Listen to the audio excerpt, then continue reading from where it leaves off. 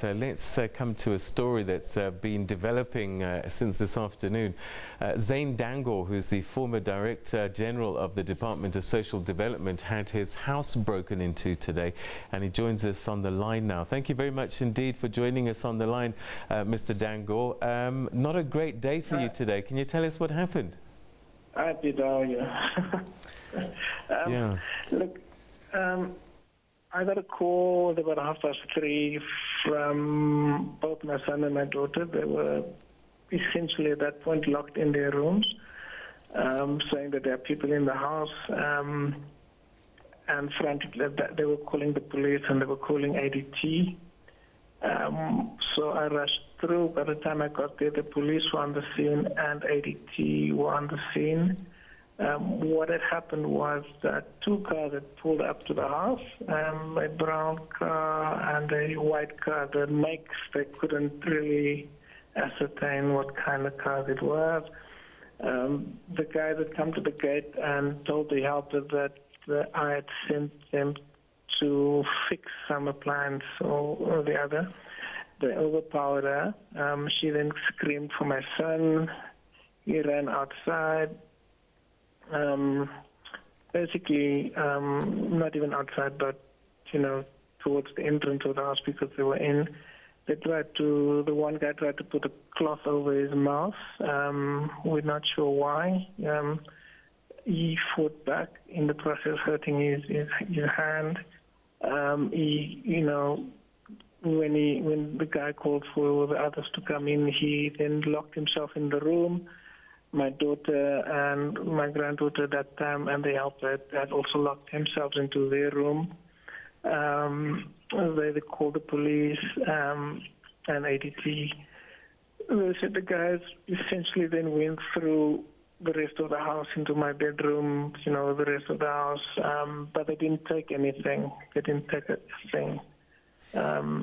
So yeah. What do you think that they were looking for? I got no clue. I mean, if it was purely two things, if it was to break into the house, they were to steal. They could have. My son's iPad was laying on the dining room table. They could have taken that. The TV was there. So there were valuables to be taken, but they hadn't taken anything.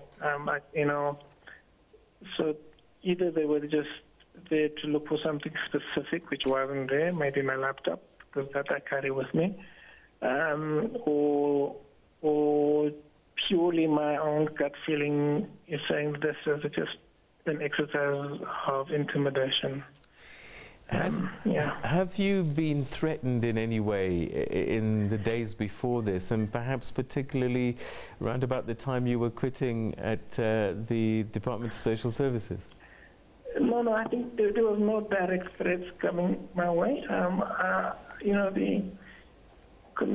Sometimes, what I did say is when I found the CEO of SASA, Mr. Magwaza, when I had to take my son to hospital for X-rays because when ER24 came, they said, look, we got to go to see whether his wrist was broken or just fractured, but they needed to look at that. So I found him from the hospital, and he said, it's ironic that I call him because he was just concerned about his own security, because last night there was a brown car that pulled up into his driveway, and the guy that got out and asked his wife that they wanted to sell her something, but luckily she didn't open up. So, I'm making those kind of dots, that it's ironic that both of us are experiencing something similar at the same time. Is your area known for these kinds of break-ins, or is this something quite unusual? Look, we live in an area where it's not a crime-ridden area, but there has been break-ins in the past. But my feeling is they didn't steal anything. They didn't take anything. If they had broken in, they could have taken something, but so we can make two assumptions. That one, they felt hurried. They felt they couldn't take anything because the cops would be on their way, or it could be an act of intimidation. I think we just need to do a thorough investigation. Yeah. So, you know, people are obviously going to start trying to join the dots. We have the judiciary that was also a victim of crime this weekend with the Chief Justice's office's computers being stolen. Do you think that these acts are linked in any way? I mean, it might be a stretch, but it seems to be quite a coincidence. Well, I think it could be purely a coincidence. I mean, I personally don't think that the Chief Justice issue would be linked to what happened to me. I've just got calls saying that, for example, the counsel for the Black Sash, one of the lawyers, had their cell phone stolen today or yesterday. Yeah, some people might say that the Constitutional Court has just made a decision on a department that you were involved in.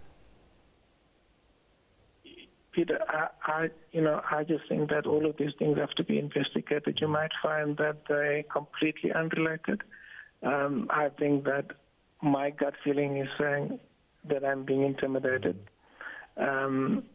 because these guys had ample time to steal something and they did not steal anything. What has... I can't say with that these things are related. I just think that if one looks at, for example, the Black Sash's counsel apparently having his cell phone stolen more or less the same time.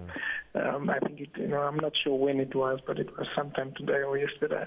What has been happening to you since you left the Department of Social Services? Has there been any activity, any people trying to reach you? Has the public protector, for example? I've decided that I made a decision not to speak to the media until after the 1st of April. I wanted, and I'm also working out my notice. I'm on leave. I didn't want to speak to the media. I thought that,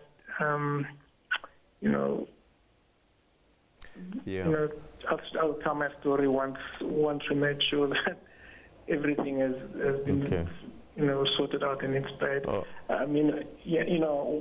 The key issues of this agreement was around how to tackle the legalities of getting a new contract in place. These issues were ventilated in what was ventilated in the Concord is almost exactly the kind of advice I was giving to the minister, and was not heeded. Yeah. All right. Yeah. So we've run out of time, but very quickly, has the public protector contacted you at all for this pending investigation about the SASA affair? Public protector has written a letter that was now forwarded to me, so I will have to respond to that quite soon. Yeah. So I'm not sure. I mean, they're asking me as a Director General of Social Development, as you know, that I've got no direct say over the admin of SASA, but I can actually talk about what my role was in terms of giving advice. Yeah. All right. Zane Dangor, thank you very much indeed for joining us, and we wish you, your family, and particularly your children, all the best. Thank you for giving us your time. Thank you, Peter. Good night. Good night.